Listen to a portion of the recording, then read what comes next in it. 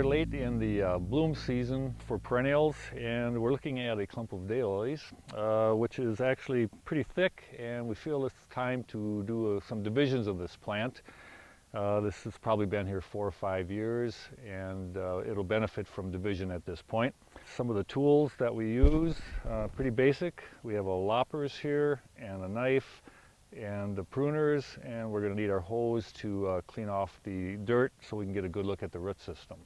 It's a general principle with all perennials. When we're dividing a plant, we're going to be damaging the root system quite a bit, and we need to compensate by removing a lot of the foliage. And in this case, we're going to go down to maybe 6 or 8 inches. You don't have to be real scientific with this part. And we'll begin to remove that foliage. People ask us quite often when the best time to divide a daylily is. And actually, it's the day that that last bloom is finished. There's plenty of time yet before winter sets in for the roots to reestablish. And the advantage of doing this now as opposed to in the spring is we're not going to hurt our bud count and bloom for the next season as much by getting this done this time of the year. It's time to dig the clump, and we're going to move out a few inches from the foliage to do our digging here. We don't want to destroy any more roots than we have to, and I'm not going to dig all the way around. We're going to dig on the back side and see if we can kind of wiggle that plant out. Okay, now we've probably dug enough to be able to get this plant lifted okay without digging any further. And we'll lift that clump. Our next job is going to be to remove the soil so we can get a real good look at the root system.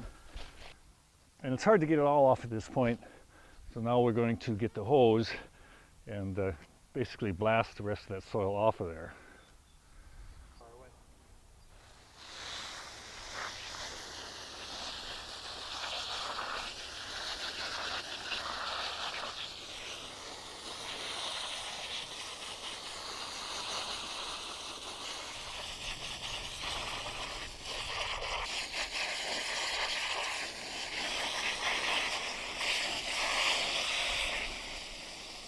Okay, now we've got our root system reasonably clean here. We have a real good idea where the crown and the roots are meeting, and we'll begin the process. First of all, we don't really want to do any more cutting than we need to. We don't want to damage any of these roots if we don't have to. So the first thing we want to do is start wiggling the plant back and forth to see if we can just get some natural divisions. Some plants will divide much easier this way than others. Keep twisting and turning. Now we've got some of our divisions beginning here without cutting, which is ideal.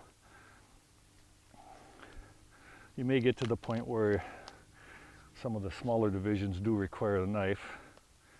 These are coming apart quite nicely here without the knife. An ideal division would be maybe 2 or 3 fans.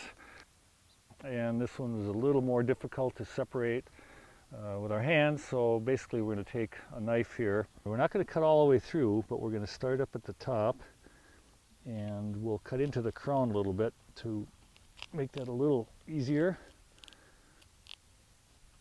And now we can have our division there, and there still wasn't really all that much root damage in the process. And just remove the remaining soil here.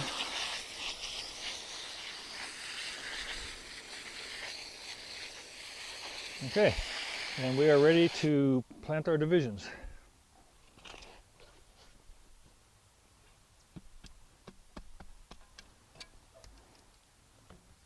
Okay, here we have a nice double fan division that we would like to plant here. We don't want to plant these roots straight down like that, nor do we want them to have them come straight out like that.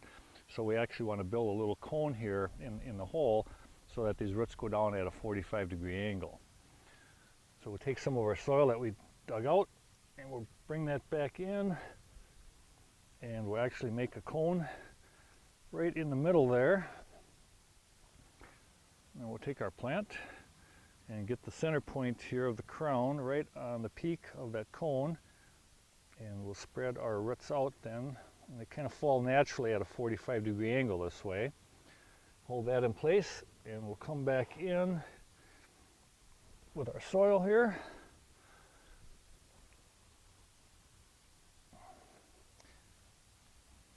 And we want to firm that down. We don't want any air pockets in there.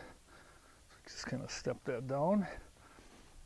And the final step here then would be just to give it a good drink of water. And this plant should begin to recover. That completes our project for today.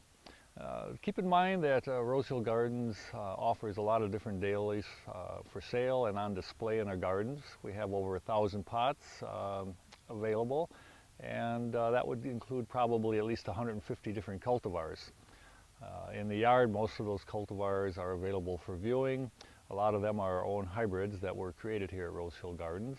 We're very selective with the ones that we choose to sell.